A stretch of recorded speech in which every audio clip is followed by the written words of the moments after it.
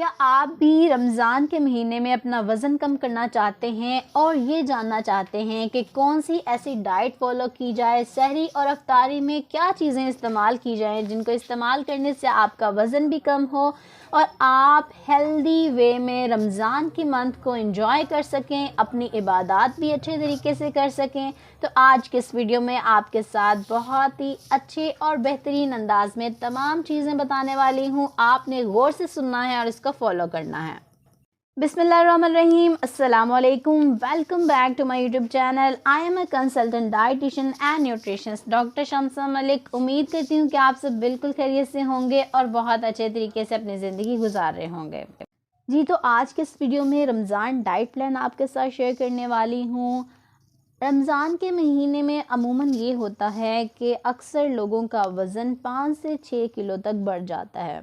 वो क्यों बढ़ जाता है? इसकी बड़ी वजह ये है कि आप फ्राइड आइटम्स बहुत ज़्यादा इस्तेमाल करते हैं, तली हुई चीज़ों का इस्तेमाल करते हैं और आप अफ्तारी के टाइम पे बहुत ज़्यादा खाना खा लेते हैं। आपको ये लगता है कि हमने सारा दिन कुछ नहीं खाया, तो अब हमें बहुत ज़्यादा पेट भर के खाना चाहिए और कुछ ऐसे मशरूबात आप इस्तेमाल कर लेते हैं जिनमें चीनी का इस्तेमाल बहुत ज़्यादा किया जाता है। कुछ ऐसे ड्रिंक्स इस्तेमाल करते हैं जो आपका वज़न बढ़ा देते हैं। इसके अलावा आप पकौड़ों और समोसों का बहुत ज़्यादा इस्तेमाल करते हैं, वो भी आपका वज़न बढ़ाते हैं। लेकिन आपको परेशान होने की बिल्कुल भी ज़रूरत नहीं है। आज का जो डाइट प्लान आपके साथ शेयर होने वाला है, इससे बआसानी आप 5 से 6 किलो वज़न कम कर सकते हैं रमज़ान के महीने में। लेकिन आपने कोई टारगेट जो है वो फ़िक्स नहीं करना। हर एक पर्सन की बॉडी के अकॉर्डिंग ही उसका वज़न कम होगा। हो सकता है किसी का वज़न ज़्यादा कम हो जाए और किसी का कम। डाइट प्लान को स्टार्ट करती हूँ। सबसे पहले आपके लिए सहरी में कौन से ऑप्शंस हैं उन पे बात करूँगी कि आप क्या क्या सहरी में इस्तेमाल कर सकते हैं और एक हेल्दी सहरी किस तरह की होनी चाहिए जो आपने करनी है इस रमज़ान में। सहरी में आपने कोशिश करनी है कि डेयरी पार्ट को ज़रूर ऐड करें, यानी कि दूध दही का ज़रूर इस्तेमाल करें। यह आपके लिए बहुत ज़्यादा इम्पॉर्टेंट है। यह आपको डिहाइड्रेशन से बचाता है और इसके अलावा आपकी हेल्थ के लिए बहुत अच्छा है। सहरी के लिए आपके पास 2 ऑप्शंस हैं, इनमें से जो चाहें आप इस्तेमाल कर सकते हैं। जो लोग डाइट करते हैं ड्यूरिंग रमज़ान वो ये समझते हैं कि हमें कार्ब्स का पोर्शन बिल्कुल भी ऐड नहीं करना, लेकिन आप ऐसा बिल्कुल नहीं करेंगे। आप कार्ब्स को भी ऐड करेंगे अपनी सहरी और अफ्तारी में। इसका नुकसान क्या होता है? अगर आप कार्ब्स का पोर्शन नहीं लेते तो आप सारा दिन सुस्ती का शिकार रहते हैं, कोई भी इबादत नहीं कर पाते और आप नमाज भी स्किप करते हैं। आपको इतनी ज़्यादा सुस्ती और एनर्जी लेवल इतना डाउन हो जाता है कि आप कोई भी काम नहीं कर पाते। इसीलिए आपने कार्ब्स को बिल्कुल भी स्किप नहीं करना, बल्कि आपने ऐड करना है अपनी सहरी में भी और इफ्तारी में भी। सहरी के लिए पहला ऑप्शन ये है कि आपने 4 खाने के चम्मच दलिया लेना है। आप जौ का दलिया ले लें, जई का ले लें या गंदम का दलिया ले लें, यह आप पे डिपेंड करता है।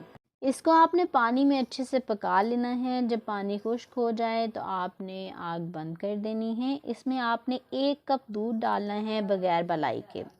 इसमें आपने 1 हैंडफुल ऑफ नट्स डालना है, यानी कि एक बंद मुट्ठी में जितने भी नट्स आते हैं, चाहे बादाम है, पिस्ता, अखरोट, कुछ भी, वो आपने इसमें डालने हैं इस बाउल में।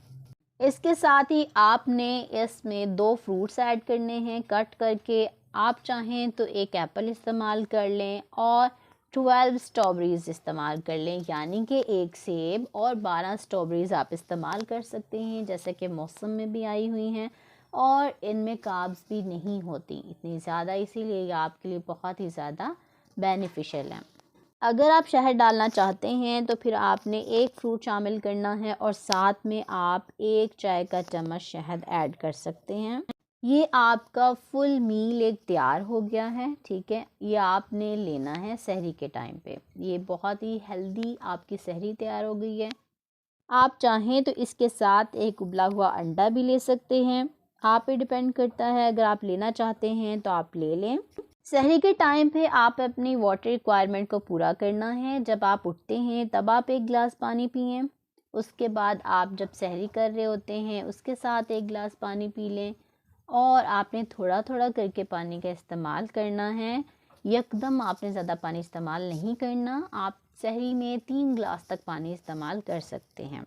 सहरी के लिए सेकंड ऑप्शन क्या है, वो लोग जो रोटी को किसी भी तरह स्किप नहीं कर सकते, यानी कि उनको सेटिस्फेक्शन होती है जब वो रोटी खा लेते हैं, तो उन्होंने क्या करना है, गंदम और बेसन का आटा मिक्स करना है। उन दोनों को आपने मिक्स करके रोटी बनानी है। आप 10 इंचेस तक रोटी बना सकते हैं। इसे बेसन का चिल्ला भी कहते हैं और ये पैनकेक की तरह बनेगी। आपने नेट से यूट्यूब से इसकी रेसिपी ले लेनी है और इस रोटी को आपने 1 कप दही के साथ खा लेना है। ये है आपके लिए सेकंड ऑप्शन। आप रोटी के ऊपर घी भी लगेगा तो आपने देसी घी इस्तेमाल करना है या ऑलिव ऑयल इस्तेमाल कर सकते हैं, और 1 से 2 चाय के चम्मच आपने देसी घी या ऑलिव ऑयल इस्तेमाल करना है। अगर आप बेसन की रोटी के साथ अंडा लेना चाहते हैं तो वो भी ले सकते हैं, या सालन लेना चाहते हैं तो वो भी ले सकते हैं, इसमें कोई हर्ज नहीं है। सालन में आपको दाल और आलू मना है, बाकी आप कोई भी सालन ले सकते हैं। अगर आप सहरी में लस्सी इस्तेमाल करना चाह रहे हैं तो आपको जो 1 कप दही पहले बताया है वही आपने लेना है, और उसी दही में से दही लेकर आपने लस्सी बनानी है। वैसे लस्सी आपकी बॉडी में डिहाइड्रेशन कोज करती है, पानी की कमी कर सकती है, इसीलिए कोशिश करें कि जितना हो सके आप सादा पानी का इस्तेमाल करें, वो आपके लिए बेस्ट है। लेकिन आप लस्सी इस्तेमाल करना भी चाह रहे हैं तो आप नमकीन लस्सी इस्तेमाल करें, मीठी लस्सी इस्तेमाल ना करें। अब बात कर लेते हैं इफ़्तार में आपने क्या चीज़ें इस्तेमाल करनी हैं। तो इफ़्तार में सबसे पहली बात तो ये होती है, जब आप रोज़ा इफ़्तार करते हैं तो आपने 1 या 2 खजूरों के साथ रोज़ा इफ़्तार करना है।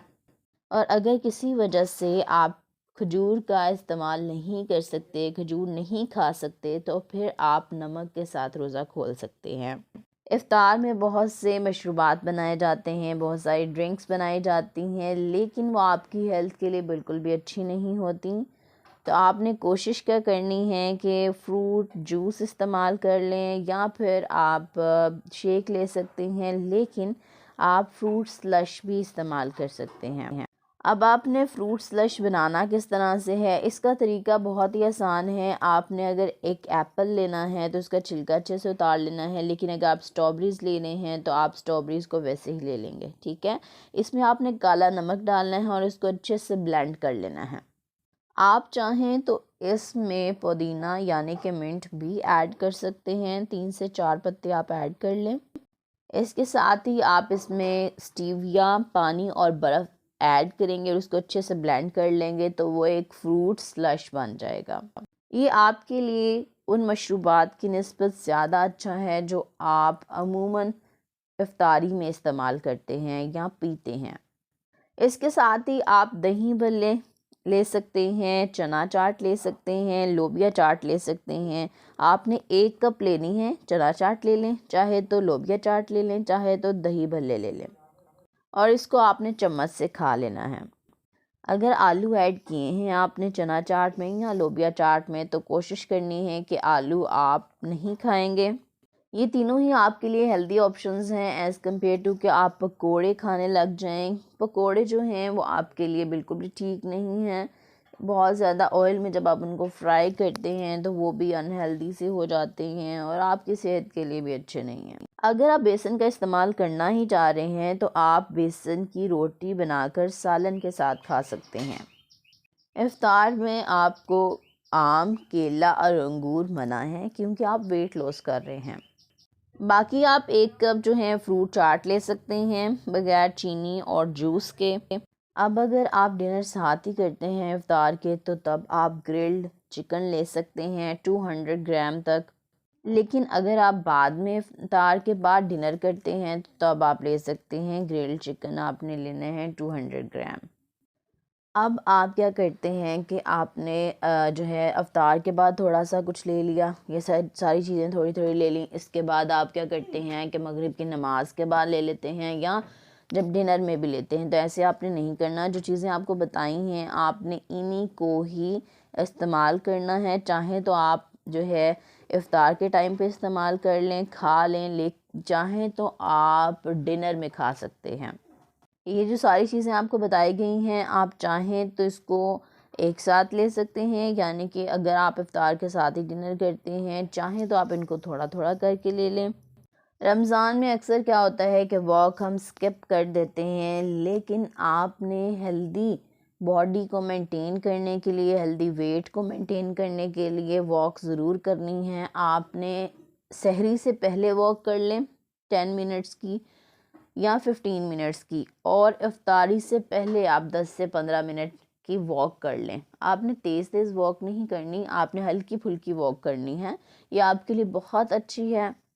किसी भी तरह की कोई एक्सरसाइज करने का मैं बिल्कुल नहीं कह रही आपको कि आप हैवी किस्म की एक्सरसाइजेस करें, बस आपने वॉक करनी है। अपनी हाइड्रेशन को पूरे रमज़ान में आपने मेंटेन करना है।